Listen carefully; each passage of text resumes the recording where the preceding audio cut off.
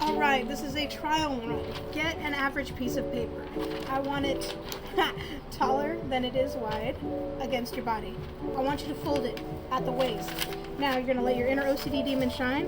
Let those corners align. And we're going to fold it. Now, again, taller than it is wide. Fold at the waist. And again, let those corners, the leafy sides, align. We're going to do this one more time. Again, taller than it is wide, fold at the waist. Let those inner OCD demons shine, let those corners align. Now, we are going to unfold it once. We are having the fold on top and the loose side, that'll give you a paper cut on the side. One side won't give you a paper cut, one side will.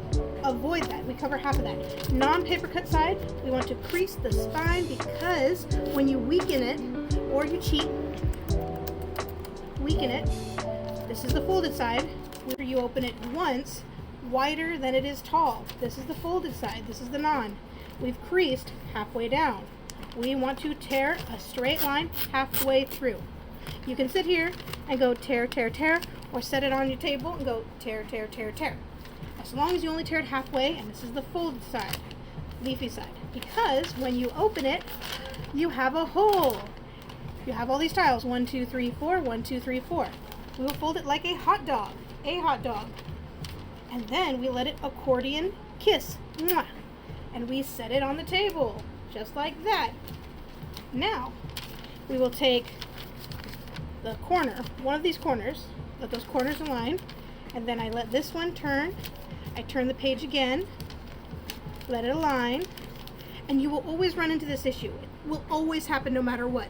Into this, and you have to have a strong spine, that fold, and then sometimes with life you have new decisions, new priorities, new opportunities. Old patterns just don't work. You have to realign with those new values. Now after you've folded that, you should have this cool little booklet.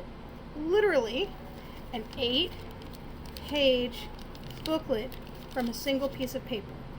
This is called a mini-zine design, and I have designed 3 mini-zine designs around Indigenous solidarity, Ohlone solidarity, and Ohlone land.